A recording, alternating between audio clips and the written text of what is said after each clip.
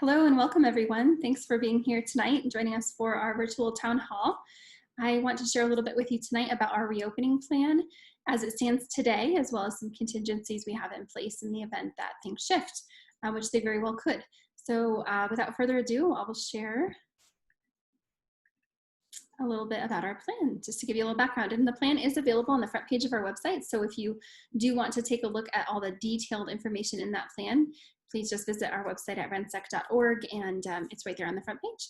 So we are going to start out by just talking about general information around the restart. It is based on the most up-to-date available information from Tri-County Health, Colorado Department of Education, and Colorado Department of Public Health and Environment, as well as the CDC. So we especially rely on local information. The use of these contingency plans that we're about to discuss does seem like it's a realistic possibility at this time. So we are currently slated to return to in-person learning on August 17th. With some contingencies available, some other options available for families, as well as some contingency plans where we might be looking at some hybrid or full remote learning. And it does seem that that is a possibility at this time. So I'm going to share a plan right now based on the best available information, and go through some of our protocols and options for families. Looking at all of the possibilities along with Douglas County about how to do that. We are not currently looking at changing fall or spring break at all. The leading plan is to add a few minutes to each day, so making lunch a tiny bit shorter, passing periods a little bit shorter. If we can add even 10 minutes to each day, we may not have to make up that time.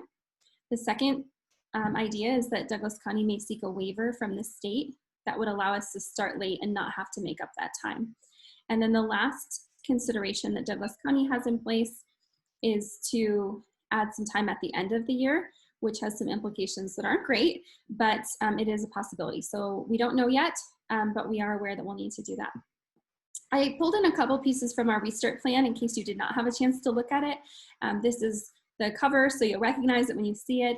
The executive summary is that brief part that talks about what our current plan is. And the most important piece I want to share with you are our goals. So we had 4 primary driving goals in developing this plan. One is health and safety. Obviously, that's paramount right now, that we have to have a healthy and safe learning environment in order to reopen schools and provide that ability for students to attend in person. The second is to provide really rigorous and engaging remote learning options that are aligned to our in-person options for families who might select that for their family on a longer term basis, as well as if our whole school has to go that direction. The third is to provide consistent, meaningful opportunities for connection. So it was really important to our team to not lose sight of the connections that come along with Renaissance, whether we're virtual, in person, or a combination of both. So having opportunities for students to maintain their relationships with their teachers and peers. And then lastly, it was really important to our team that we were really prepared for multiple different plan stages, knowing that we may be looking at a few different ways of learning this fall and beyond. Health and safety, obviously, like I said, being really paramount. There are 7 mitigating factors that are incorporated into our plan. And I will share just a little bit about each of them, but we did go into quite a bit of detail in that paper version of the plan. The first is screening. As a school, we have asked, of course, for students and staff, if they're ill, to stay home. That's one of the best ways parents can help support this healthy learning environment, is making sure to keep your children home if they are ill.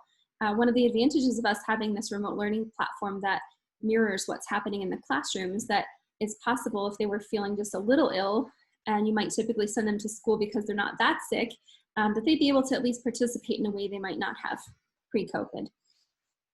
Fever obviously being one of the common symptoms of COVID, we are implementing temperature screenings at our school. We're really blessed to have a really open campus with many different entrances through the courtyard, so people can enter the building at many points, which means that we can implement something like that without creating a huge bottleneck like you might if you had a standalone building.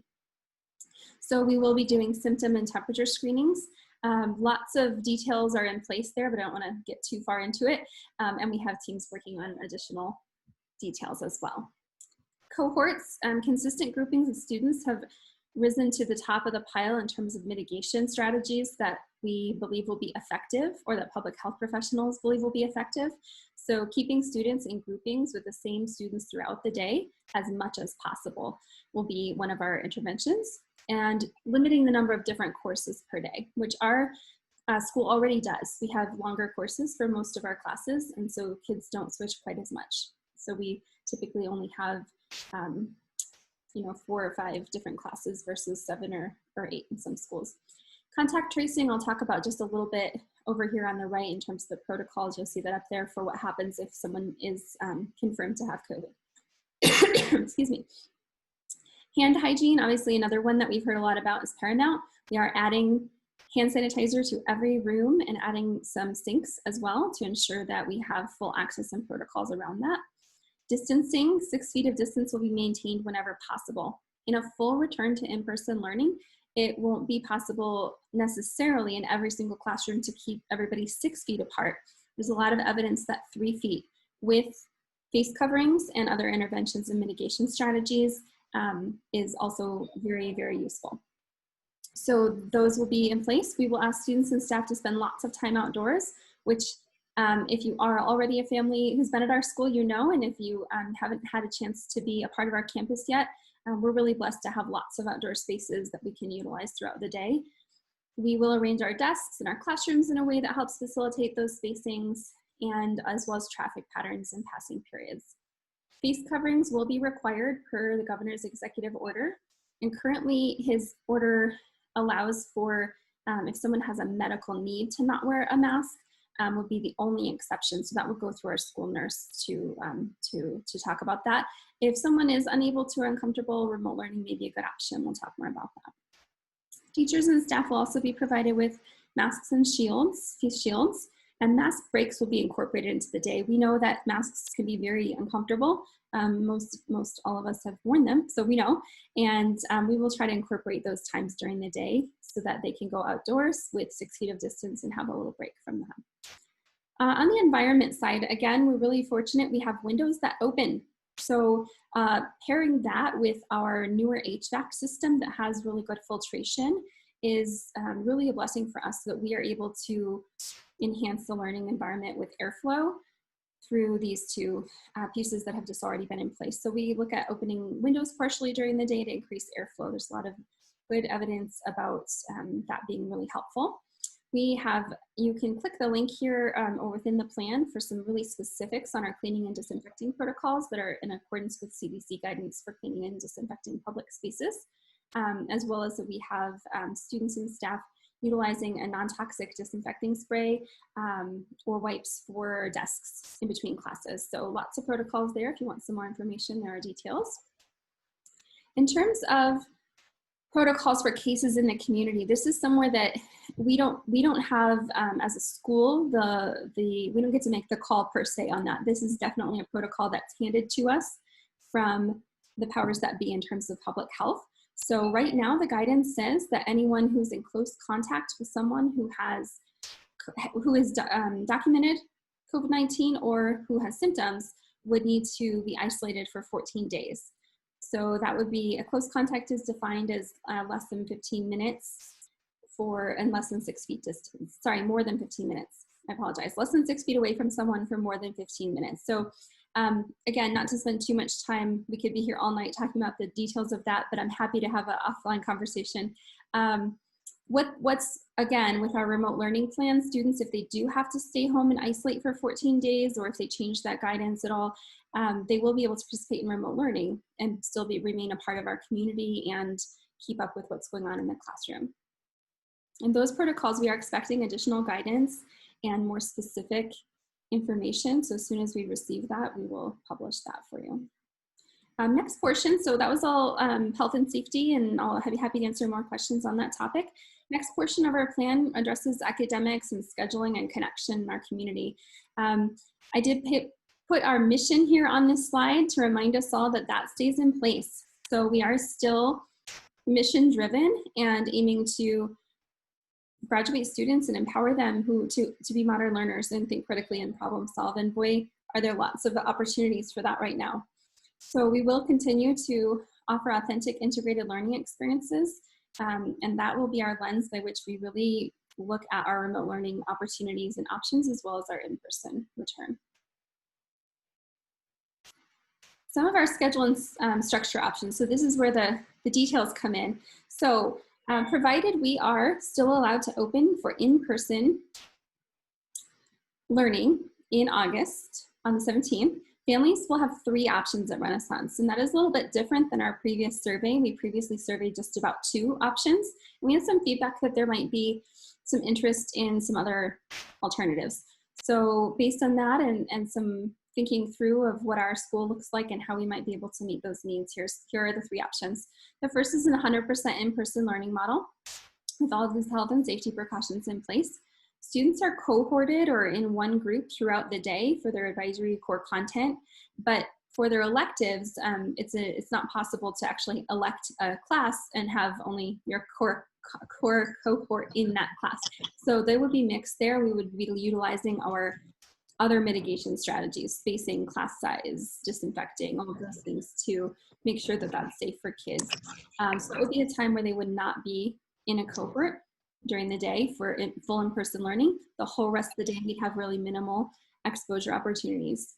For a hybrid model, so this would be where a family might choose to send their child to school for the core content learning where they are in a cohort for the full day and pick their child up before electives for X blocks at the end of the day and do those remotely or online.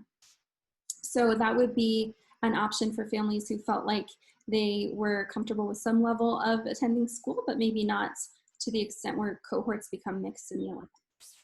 And then lastly would be a 100% remote learning model. This would take place all at home, and I'm going to talk a lot about what that looks like. One important point here is that families can change their selection for their learning model really at any time if that's what your family needs. We wouldn't be able to go back and forth, but we will have to do that for families who are having to isolate or children who are homesick. So that will happen. We do ask you to try to do it at a quarter or a semester, but if you do need to make that change, you can submit a form to request that change at another time. We want to make sure that we're meeting our kids' needs and not forcing them into a model that really isn't working for them. I wanted to share with you the survey results we did get. Thank you to all of you who did participate. When we asked folks about in-person versus remote learning so that we could get a gauge about what our fall might look like returning to in-person learning, we received survey results that were about a 75%, 25% split. We had about 167 responses, which is a pretty good sampling from our community. In-person learning was preferred for families at about 75% rate and 25% not. And we fully recognize that when 2 weeks go by, lots of things change, but we just wanted to have at least something to base it on. Where this becomes helpful is to help us know about class sizes. So if we are talking about cohorting, what those might look like. And that was one of our common questions, was around how many students would be in a cohort for that main in-person learning option. And so I can give you some general information that we would be reducing our current class sizes by about 25% if those students were in remote learning. And that would range from about 15 to 20 students in a cohort, which is really on the lower end of what the governor had suggested. He suggested that 20 to 25 would be reasonable cohorts. When this first came up, again, things change and we'll always be guided by that. Some of our upper level classes would be in even smaller cohorts of maybe around 12 students. These are estimates based on a broad number, so it could be that some are a little bit bigger and some a little bit smaller based on how many families select that. But that gives you an idea. I'm going to talk about the 3 different structures, and again, lots of information in the plan. The full-time in-person learning, we talked quite a bit about the core content grouping and the mask breaks, and that they come 5 days a week on a really typical schedule with their teachers. Excuse me, just here. For in-person learning advisory crew, we're evaluating right now structures that minimize the potential exposure and implementing as many factors as possible. So while we really like to keep our advisory crews as they stand, we may need to look at adjusting that to keep them in cohorts, which would just be another option for community within our school. But X blocks would take place outside of those, and we would implement all those factors. Just a quick note about X blocks, which will apply to anyone for next year. In general, X block selections will be offered in either an online only, in-person only, or either in-person or online format. So when X blocks are published out for students to make a selection, they will be able to do that. So that will be published in there. So you'll see, photography, in-person or online. And students who are doing in-person learning, this is why it's on this slide. Students who are doing in-person learning can take an online elective. So if, for example, National History Day is offered only online, there'll be a place with socially distanced room where students can participate in an online course at school if they're doing the in-person option. So lots of flexibility within those, which will be pretty fun for kids to be able to make those choices, whether they're at home or at school.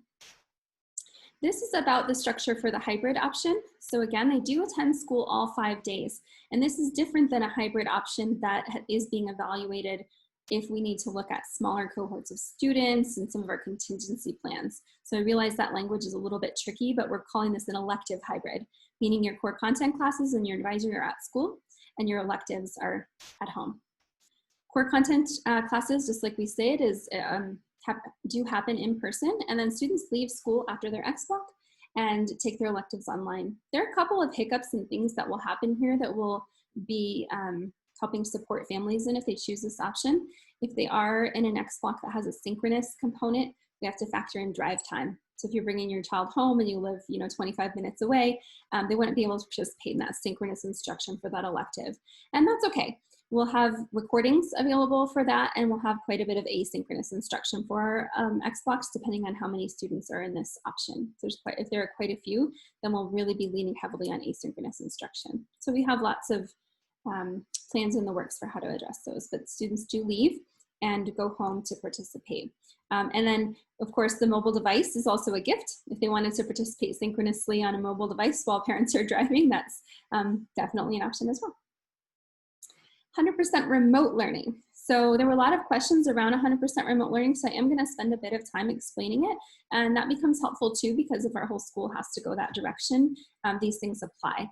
So this is a list of sort of priorities and what we selected and why we did it this way. There are a lot of different ways to do remote learning.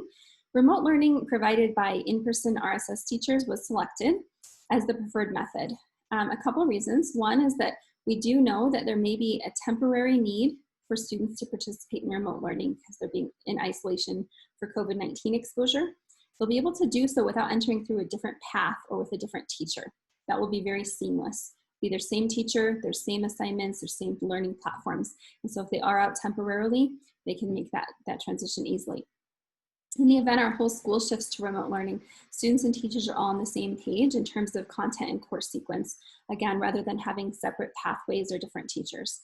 At the secondary level, we have teachers who specialize. So whereas at the elementary level, a teacher can be assigned to a remote-only cohort much more easily because they are teaching all of the subjects. That's much more difficult in the secondary environment. So that's very common amongst secondary schools to see a little bit different format. And then the next reason, the Renaissance curriculum and experience is better preserved by having our teachers providing that instruction. So again, that emphasis on connection and the teachers being available to them in those relationships throughout their remote experiences. And then lastly, students participating in remote learning at Renaissance can seamlessly continue with the program in subsequent years. So instead of there being a diversion to a different version of online programming, they'll be able to continue through with what we were doing. And again, that will look a little bit different. In some cases, we are tailoring our remote learning to be very remote learning friendly and looking at best practices for remote learning. So it's not the same as our emergency remote learning, but it is aligned and allows us to all move on together through the curriculum. Additional information, like I said, there's a lot on remote learning. Students log into their classes at the start of class alongside their peers with their regular teachers. So teachers will be provided training, technology, and support to aid them in conducting remote and in-person learners. So this does mean that while they may have a cohort of 15 students in their classroom, they may have an additional 5 or 10 who are tuning in from home. And while we recognize that can be a heavy lift for teachers, it's actually a preference for most of our teachers to do it that way, given that the alternatives of trying to manage some kids throughout different pathways. Attendance will be taken, and I do have a day in the life slide I'll share with you that will help you understand a little bit more about kind of what that day looks like. But they do not have to be logged into Zoom the entire time for a class every time. So there are lots of potentials, and I'll share that with you on that next slide. To the extent possible, students have the same assignments, grading, and expectations as in-person students. So there could be, a good example is labs. Some labs can have a to-go kit, which could be taken home because all of the materials are non-toxic. It's very easy to do at home. Others will not be able to be replicated at home. They'll have to do something virtually. They'll be able to watch an experiment through Zoom. They'll be able to have, so then there could be a little variance in assignments, but for the most part, the same objectives, learning objectives, and activities. Pickup and delivery can be arranged both for materials. So we use a lot of primary source materials. There may be books that will be delivered. We do not want to rely only on online platforms for reading. Kids are going to have plenty of time online, no matter what our version of learning looks like. So we do want to be able to support delivery of books or materials or whatever that looks like, or pickup by families. So I'm going to switch on over here to the day in the life, just to share a little bit about what could a remote learner's day look like. And this actually shows both a remote learner and an in-person learner. Like I said, most of our questions were on the remote learning. So this first example shows advisory crew is first for middle schoolers. This is a middle school example that will be substantially similar for high school. Students log in via Zoom. They participate in their advisory crew, and they the student is sharing favorite smoothie recipes as part of their icebreaker. So they're part of that crew. They are on Zoom, displayed on a screen or another way. Then when they are ready for math, they will log into Zoom, let's say for math. They'll take attendance. They'll get a direct instruction lesson along with their teachers and peers, typically through a screen share, just like I'm doing now, which will also be live. It may be that that direct instruction lesson is just maybe 10 or 15 minutes long, and the teacher will release students to do work independently.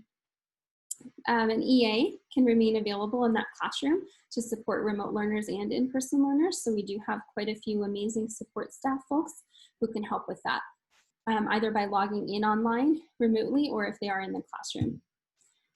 That could happen that when I say they're released, they can log off of Zoom. So if they're looking at a text or they're doing something that could be in writing in a notebook, they won't have to be on the screen that whole time. It may be, in this case, I put in a scenario where the students reconvene at 10:30. So for that 45 minutes of time, the students are working independently and the student does not have to be on Zoom, but the teacher has them reconvene, asks about questions, reviews what they learned, and then students log out. Remote learning kids obviously will have lunch at home.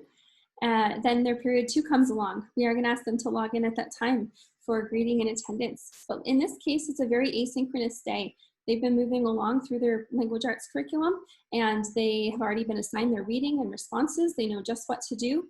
They're really only on Zoom for 5 minutes. Then they're moving along to do their assignments. Support and questions will always be available. So chats, Zoom, email, Google Classroom, lots of details that are being written right now in terms of how that will look if they have additional questions. They won't have to log out of Zoom, but that will be a possibility. They have science next period, and today's a lab day. They might have their to-go kit with the non-toxic, non-hazardous materials only. They could conduct the experiment alongside their peers via Zoom. In this class, they might remain synchronously engaged at the same time as their peers for the full 85-minute period. That could happen too. So those are 3 examples of different ways that remote learning might look in a different classroom. Then they are working on their write-up for their lab report, and they do that, and they can do it on paper if that's what the teacher asks, or maybe it's an online version, submit it via Google Classroom. So those will be things that in-person and remote learners will do.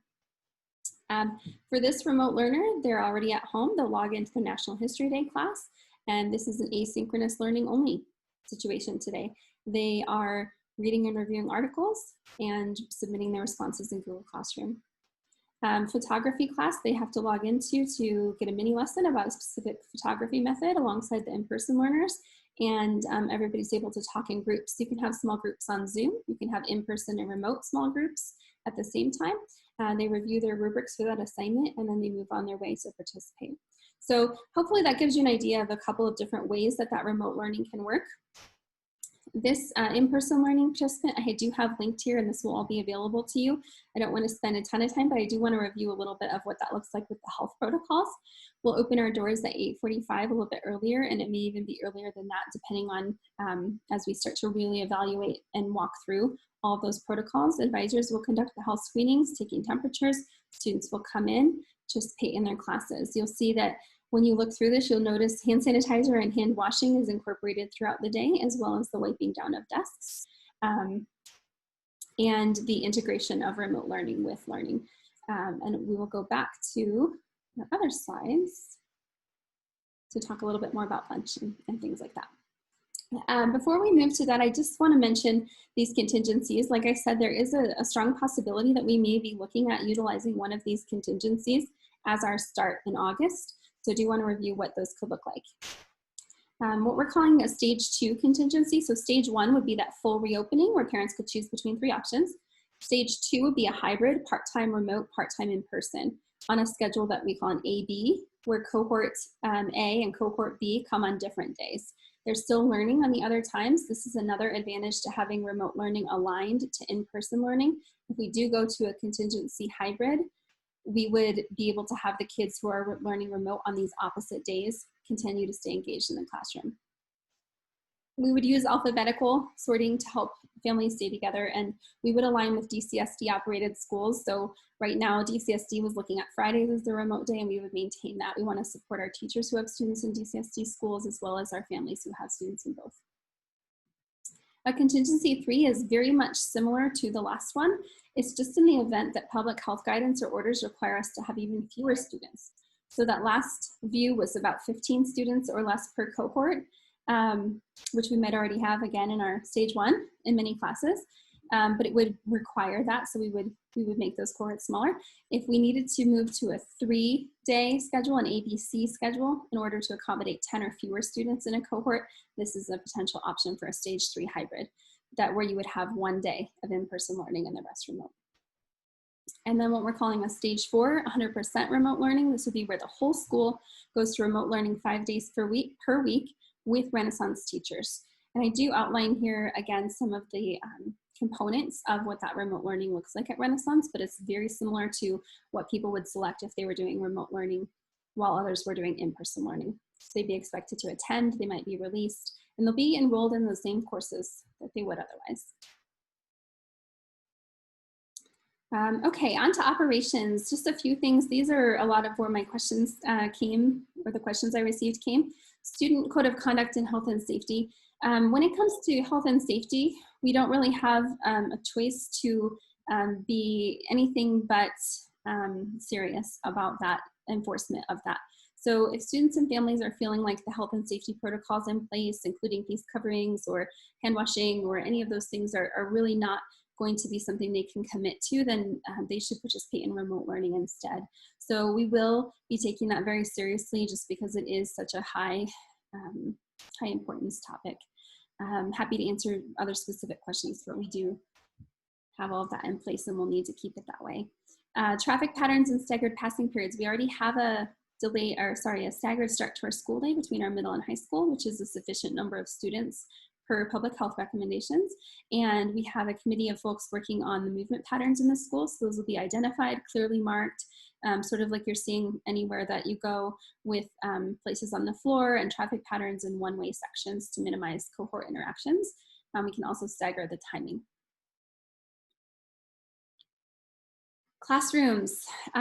We won't have any shared seating options in the classroom, so we'll be all desks and they will be arranged facing the same direction. And we're just making those really cleared out to provide the most space possible. Instructional materials, there'll be a huge emphasis on the kids having their own materials. So if you purchase school supplies through, EduKits, the students would, whereas sometimes they might collect all the pencils and everybody shares, we won't be doing that. We'll have kids bring their individual supplies. If there are really specialized supplies that students do share, they would have to be disinfected prior to use by another person in cohort. So if you think about, for example, if you go to a doctor's appointment and they have the dirty pens and the clean pens, it'd be something akin to that, where you'd have a really specialized system to say that it was a shared material that has been disinfected or not, so that you could keep track. And students will, this is another place that parents can be really helpful, is making sure that students bring a charged Chromebook or laptop computer, or borrow one from the school for the duration of the year, and make sure that is always coming to school and charged. So whereas we might have had extras that they could borrow just for a day, we won't be able to do that based on some of the shared materials. That's a lot to disinfect, more than a pen, the whole computer. So we are really hoping that we can have our families help us to make sure that everybody's bringing a fully charged device to school each day. Lunch, big topic. We are so fortunate to have so much outdoor space and a really, really big commons. So lunch, we're trying to avoid kids eating in classrooms as much as possible for all the reasons that you might think. We'd love for them not to have to be in the same classroom all day, and also creates another situation for cleaning and things like that. So students in grades 6 through 9 will eat lunch in their designated area with their core content cohort. We have lots of creative folks who are coming up with ideas about how to make that fun and interesting. Your area might be different each week, for example. So maybe your cohort is going to eat out on the grass one week, and the next week you have a specific section of the commons or the courtyard. When the weather does not permit, we will have more indoor spaces, which could look like crew spaces or classrooms if need be, to make sure that we're following all the appropriate protocols for distancing. We will still have My Kids Lunch available, and they're providing a unitized lunch, meaning that it is all in a unit and pre-prepared rather than them serving on the spot, and keeping their lunch with them. Microwaves and vending machines will not be available. Students will have to wash their hands before lunch. Those new hand washing stations will come in handy for that, in addition to the classroom sinks and bathrooms. And outside food deliveries won't be permitted either. We do have our current plan allowing students to leave campus for lunch who are in grades 10 through 12, as they currently are. They will be required to wash or sanitize their hands when they return to campus. So again, that will be a really strict requirement. We won't be able to make any exceptions for that. And if that is a hardship for a family, they may want to select remote learning or have their child stay on campus for lunch. Lockers will not be utilized this year to minimize that gathering area and additional high-touch surfaces. Luckily, we're a really small school, and so lockers are really fun and the kids love them, but they aren't necessarily something that they have to have. So they will not be utilized this year. Extracurricular activities, another common question. Current available public health recommendations are allowing for sports and theater and things like that to continue with all those mitigating layers in place. But games and performances right now would need to be live streamed and recorded, given that any large gatherings would be prohibited, so spectators or audiences. We will have building access very restricted as per public health recommendations. Visitors and volunteers wouldn't be able to access the building during the school day, and anyone who had to enter for a delivery or to get a student, which we prefer that we do that outside, but if anyone were to have to enter, they would have to be subject to that health screening. When I did get a question around volunteers, we will be looking at how we can modify that volunteer hours piece for our families if you're not able to come into the school. So don't worry, you won't be having to find 40 hours plus while not being allowed in the school. That seems unreasonable. So we'll get some more information and details on that, but that will change for sure. Attendance, unlike in our previous emergency remote learning, attendance will be a higher priority for the Department of Education in Colorado. So they are going to be looking at that for compliance reporting, public health reporting, truancy, and accountability. So we will be asking students to check in for attendance. If there is a completely asynchronous lesson, there may be another way for someone to document attendance through participation and things like that. But for the most part, teachers will be taking attendance even for remote learning. And we recognize that if students are ill, or taking care of someone ill or helping with younger siblings, that all of those things are things that will happen, and we'll make accommodations and figure out how to make sure that we are tracking their attendance in remote asynchronous classes. If students are quarantined at home, but they're not ill, then they would be expected to engage in that remote learning continuously. And obviously if they're ill, they would not be expected to, and those same illness policies would apply where they'd get extended time for assignments and things like that. Quite a few questions on adventure education. So if you think about the tenets of adventure education, a lot of those have a lot to do with going far away, being away for a longer period of time. But many of them are about creating connections with peers and staff, and there are some ways we can do that. So we do still have our adventure education voyages scheduled throughout the 2021 school year, including rescheduled voyages from last year. As this situation continues to evolve, we'll have to make adjustments to those, which definitely could include cancellations of that programming. If we had to cancel our overnight trips, we would next look at doing some day trips. A day trip might look like traveling to somewhere nearby, maybe within an hour or two of Castle Rock, and being with their cohorted peers. So it wouldn't be additional exposure to different folks in that way. And that would be substituted, and we provide programming that would obviously look a little bit different, but might help us meet some of those adventure education objectives. And then if day trips were prohibited as well, we would look at what we could do at school to get toward those objectives. So it'd be sort of that tiered approach, the best option being to be able to go to Voyage, but only if it's safe to do so. And next day trips, next things at school. If we do have to cancel those trips, we will provide refunds to families. So we did get a question on the financial side of that. So adventure education fees will be refunded if we're unable to go out on a trip. And that includes the make-up trips from last year, which are rescheduled. That's why those refunds were not issued. We were really hopeful we'd be able to make those trips up this year. And if we're not able to do that, those would also be issued. Let's see. Oh, before I forget, I did get a question on Adventure Ed about paying those fees up front for this year. So you are completely welcome to pay the rest of your fee and not the adventure education fee and wait to see what happens with our programming and then pay it later if we go, or you can pay the whole thing and we'll refund you. So that's totally fine. Nothing bad will happen if you don't submit your adventure education fee for this year. Next steps and things that are coming up in this plan. We do have a DCSD Board of Education meeting coming up on Saturday. And as you may know, charter schools do have some autonomy around reopening plans, but when it comes to public health, there's only a little bit of wiggle room, as well as the fact that we have many families who have students in DCSD schools, as well as our teachers and staff who have students in other district operated schools. So we watch that very closely and we align with them in as many ways as makes sense for our community.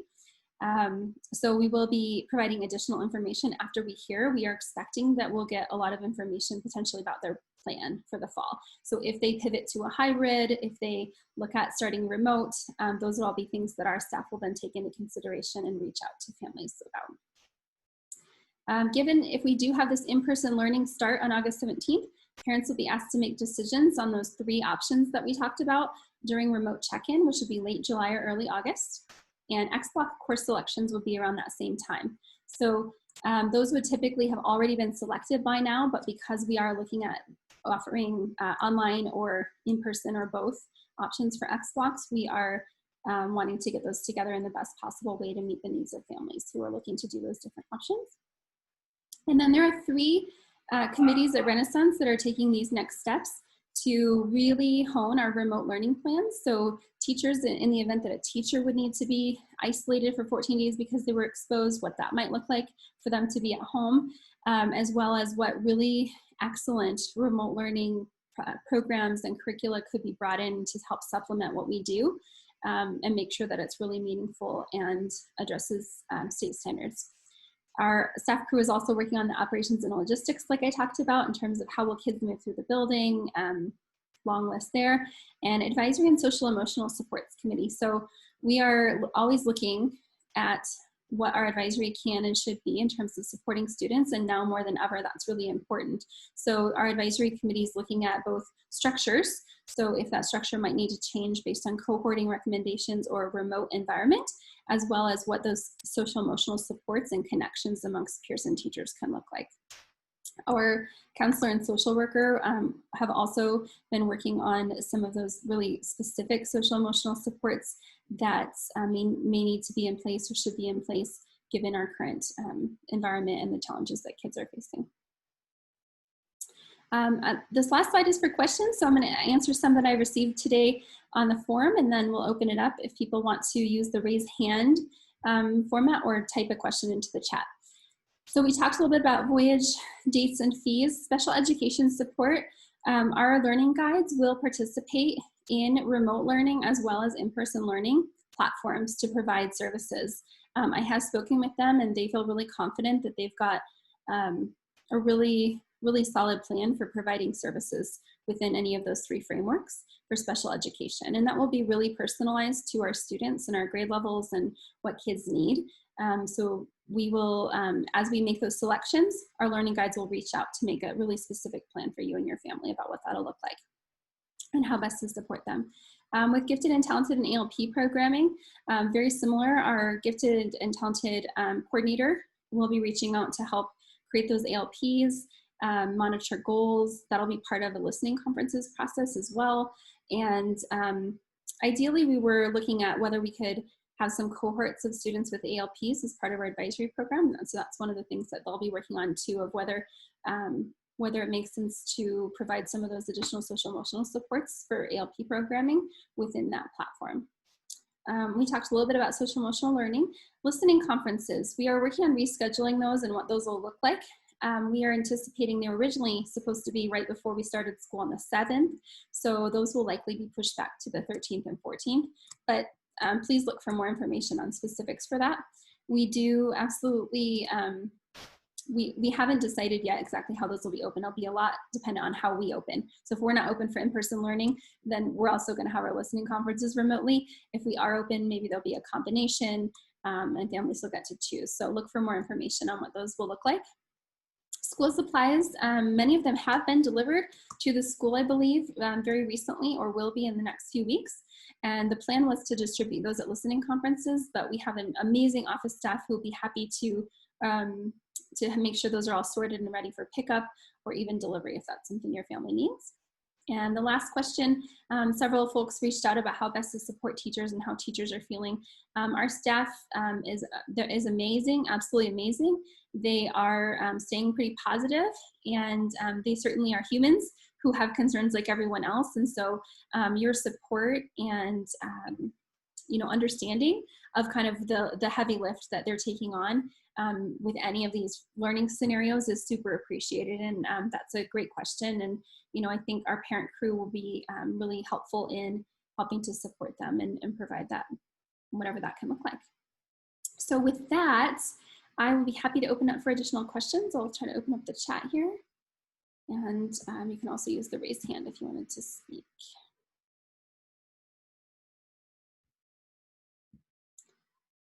Okay.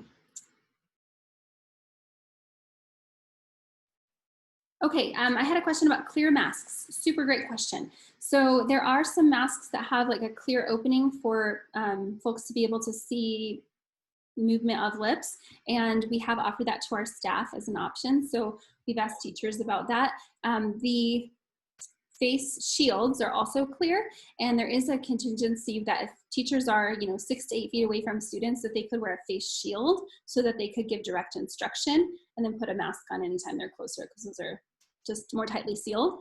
But that is absolutely in our plan. So let's see. So this question is about if some students are participating in person and some are participating remote, what are some tactics you and the staff are discussing around how to keep both groups engaged? So that's some of the really heavy work that we'll be doing in the next couple of weeks. Really making sure that like some of the things I talked about, like having those to-go lab kits, providing them with actual materials, in-person materials so they can participate.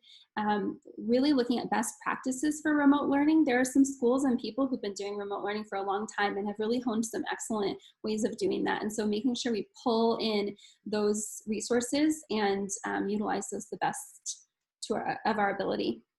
Someone asked about how cohorts will be determined. So cohorts are primarily going to be determined based on academic needs and how we can best meet those. That's the primary driving factor. We certainly could put consideration, as we always do, for what kids might work well together or maybe who don't work well together. There was a question about consideration for friends and friend groups, and that would be an interesting thing to think about in terms of if they're getting together outside of school and putting them in the same cohort instead of different ones. But all of those things will for sure be factors in some, like I said, some of the heavy work we're doing in the next couple of weeks. If we didn't purchase an Educate school supply list. You can find the school supply list on the front page of the website. There's a grade level supply list link. Hopefully I'm right about that. I know it's on there under parents, but I also think it's on the front page. And we can, if you don't, there's a, on the bottom of this slide here, info@rensec.org. You send any questions to that email, that you'll get an answer either from our front office staff or they'll send it to the correct person. Xblocks be done, yes, so selecting Xblocks will be done via email or Google form. So we'll send out a list of all the courses and we'll ask students to rank their choices via Google form. The online open enrollment process is Douglas County School District driven, and they have not given us a date yet for when that will open. We're pretty sure it would be before school starts, so my hope would be that it would be prior to the week of the 10th. Would be my hope, that there wouldn't just be that 1 week before, but as soon as that happens. And that's another place that we might pivot. If that is held off too long, we might ask families to let us know kind of what their thinking is and what they want to select prior to open enrollment. Not open enrollment, sorry. It's called, what is it called? It's called online check-in, let's see, how many students are enrolled? So this is, our school has about 355, I think, students total. And that varies for each grade level. So I was doing a little math with the cohorts, and that's why some of the upper grade levels are smaller, and that's why some of those cohorts would be smaller, but I'm happy to follow up on that question if I didn't answer it. Schedules and teachers for the coming year. So typically in our secondary school, kids have pretty much every teacher. If you look, if your kiddo is in 8th grade, there's just one ELA teacher, one math teacher, they will have both of them. And then the social studies and science teachers teach both 6th, 7th, and 8th grade. And so they would have all 4 of those teachers. High school, very similar. There are just a couple in high school where we have 2 different social studies teachers who teach at different grade levels, and 2 different math teachers, things like that. So the schedules and things like that are not released just because of the elective portion. Those pieces aren't in there, so their schedules aren't complete yet, as well as that option of a hybrid. So the schedules state 5 days a week, and if it does stagger, that might look a little bit different, but we will be sending them out just as soon as possible. If you have specific questions, we can answer them, because we do know where kids will be, sort of based on their grade level and what classes they're taking.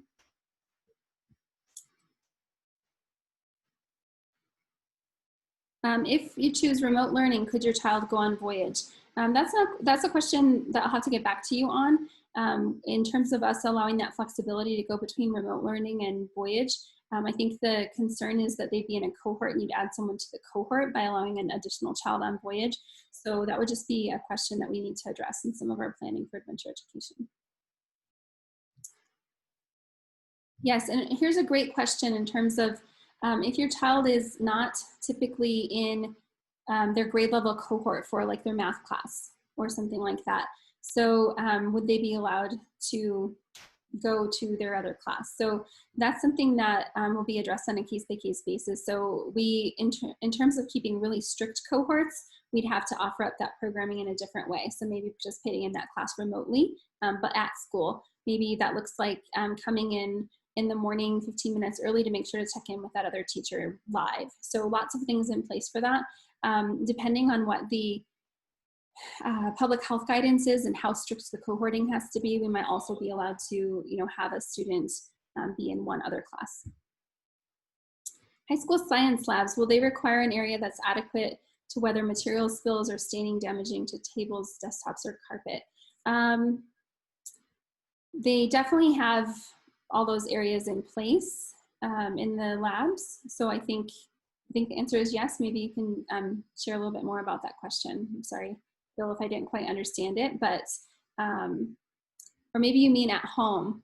Yes, if they have maybe you mean like a home lab kit. Yes, there'd be lots of parameters for that, and there's lots of ways that could go awry. So we want to be really careful and thoughtful and deliberate about how to do that.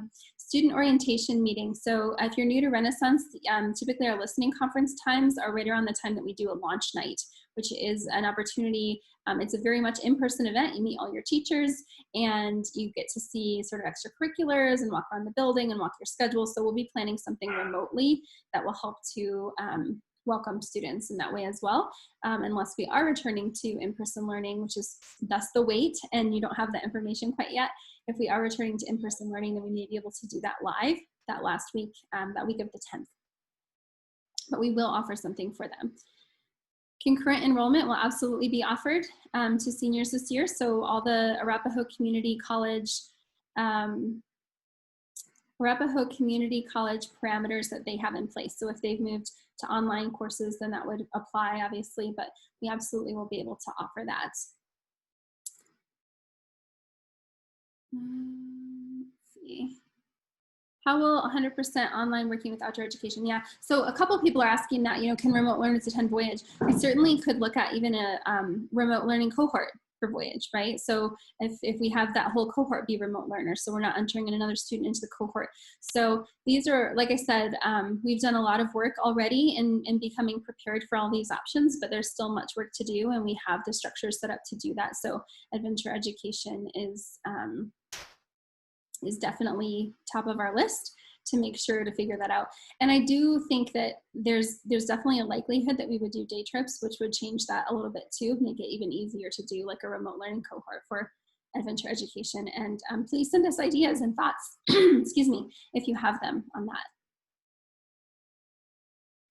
that. EDCSD classes be handled in much the same way. So we do offer languages in particular through EDCSD, as well as other classes, and those will be handled in much the same way that you could take that language class at home or at school, depending on what you had set up prior. So we'll still have a space for that, socially distanced, of course, where students can take those online courses, or you can do it at home, but you can still take your classes that you have signed up for through EDCSD or through Arapahoe Community College.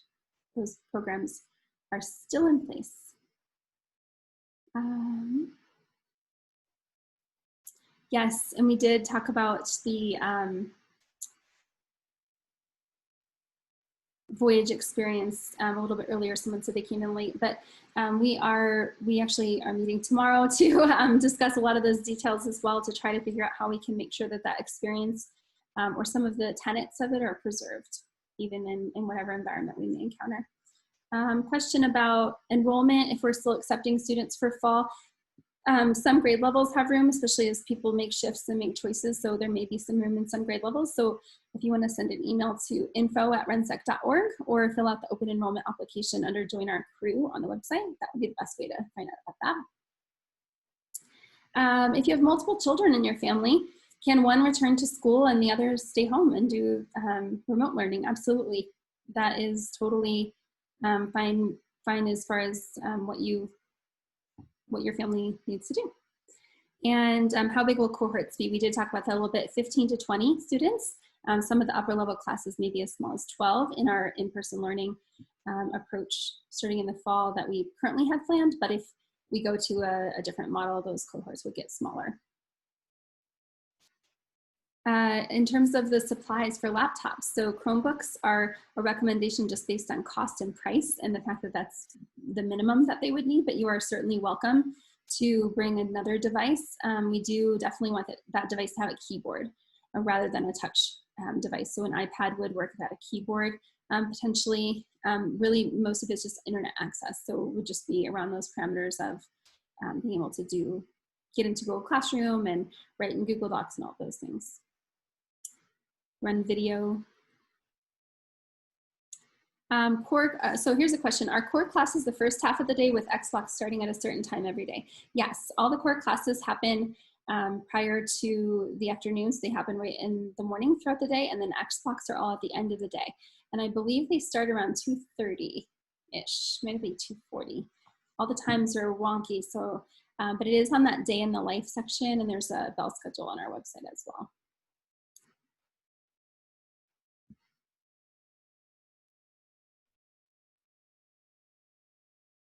So how will an online learner and an in-person learner be included within the RSS goals?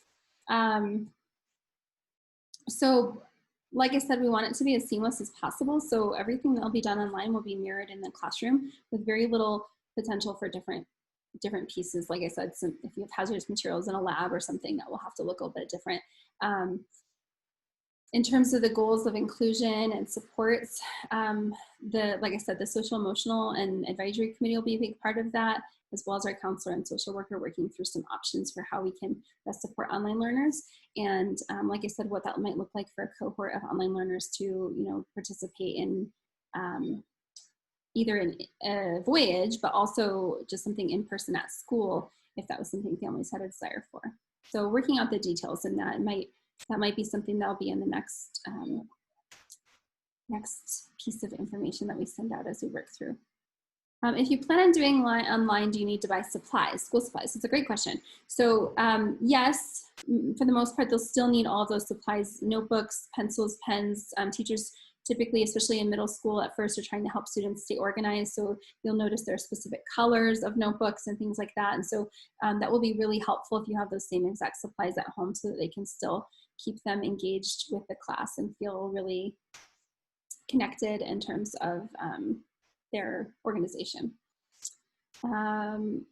Okay, someone's talking about something outside sports counting for an X block. If you are planning on doing an outside sport like hockey for an X block and getting your credit for that, and it's canceled, would you be able to sign up for an X block? And yes, we absolutely can. We typically would not turn a kiddo away for attending school. So if they want to take a class, we will make that happen. For high school, are we using Chrome or another platform? For high school, we're using Google Classroom and Infinite Campus, as we have. We have definitely looked at a lot of wonderful learning management systems out there, but the consensus amongst our parents, teachers, and students is that changing to a different one would be a hardship at this time, given all the other changes. So we'll continue to stick with those. In terms of Chrome, we don't require that students use any one browser. So Chrome or Firefox or Explorer, whatever that is, typically would all work.